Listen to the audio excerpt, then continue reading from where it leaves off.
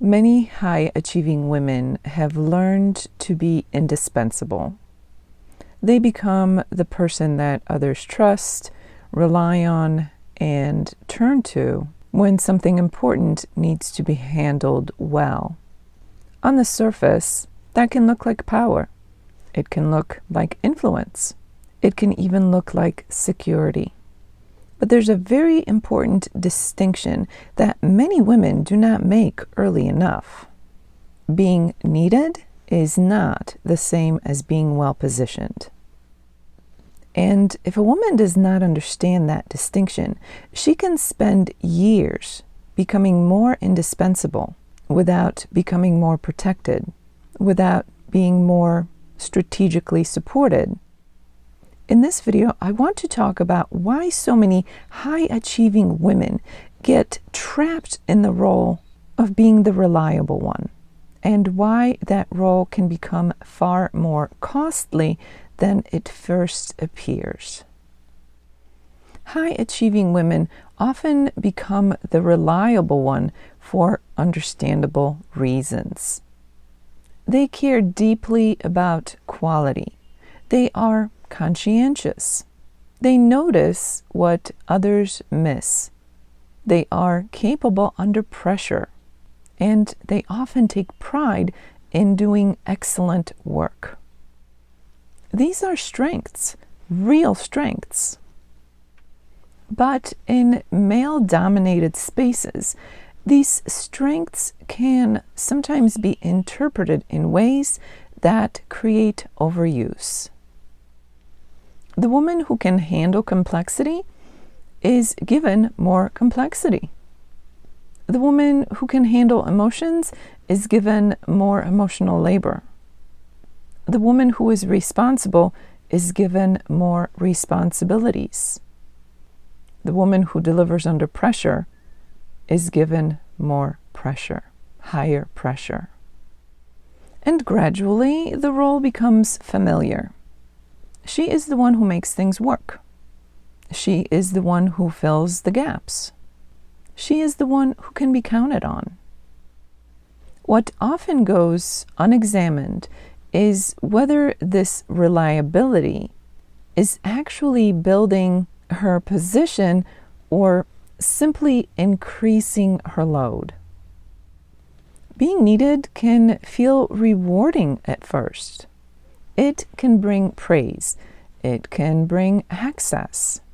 It can create a feeling that you matter. But there's a trap hidden inside that dynamic. When a woman becomes deeply useful to a system, that system may become more invested in her output than her elevation. That is a hard truth, but an important one. If you are a person who keeps things running, some may prefer to keep you exactly where you are.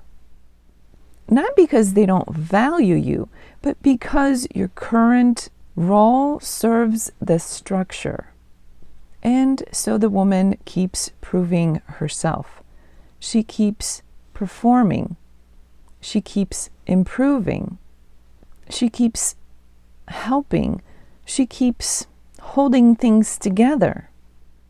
Meanwhile, she may not be receiving the kind of sponsorship, strategic advocacy, protection, or repositioning that would actually change her trajectory. This is one of the reasons why sometimes highly capable women feel stuck despite being admired. They are deeply needed, but not sufficiently moved forward. How can a woman tell the difference? Here are some common signs that she is needed, but not well positioned. She is trusted with hard work, but not brought into the right rooms, or maybe not brought into the right rooms early enough. She is praised for execution, but not developed as deliberately for greater power. She is given responsibility, but not proportionate authority.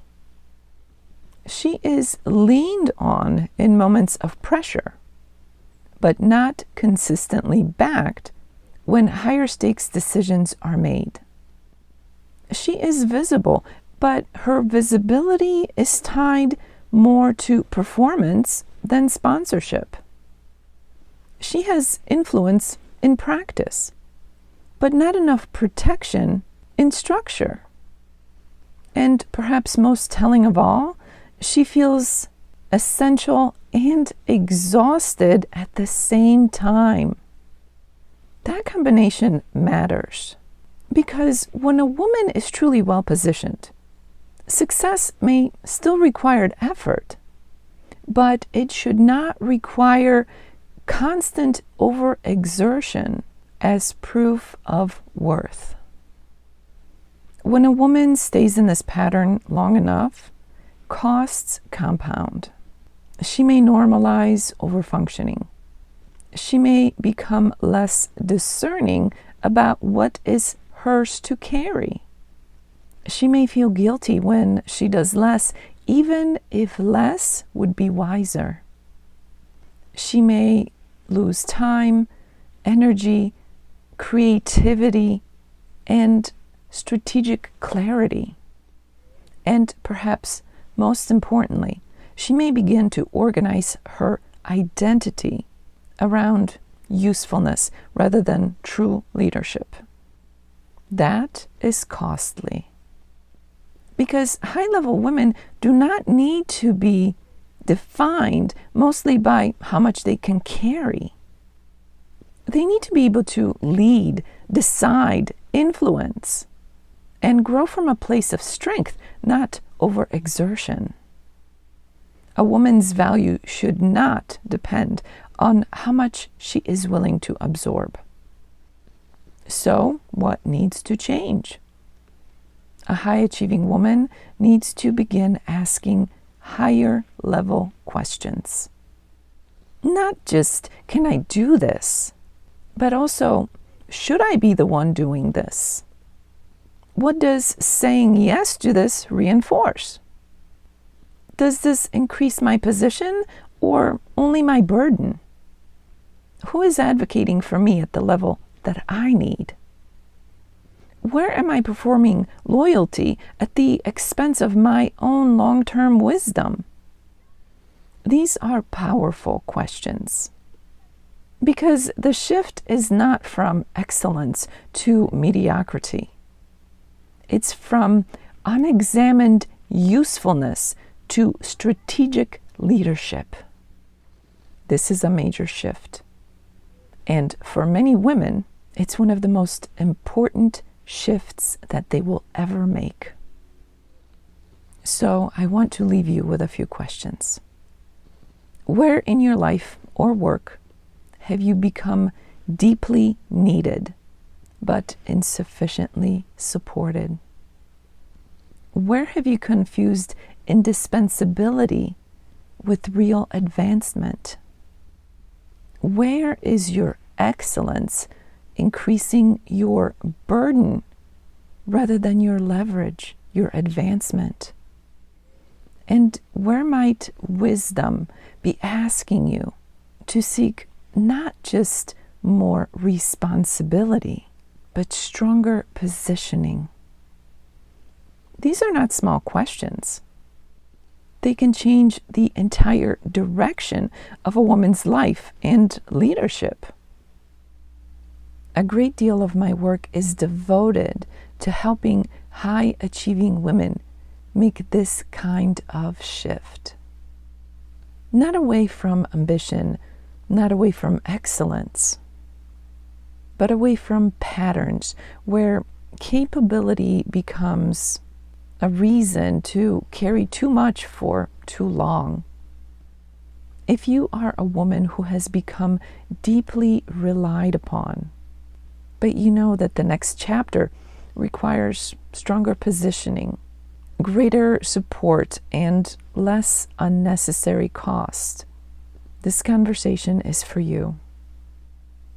I'm Dr. Martha Grydek, And I will be sharing more in this series for high achieving women who are ready to rise in a more supported, strategic, and sustainable way. You do not need to become less excellent, but you may need to become more discerning about where your excellence is going. And that can change everything.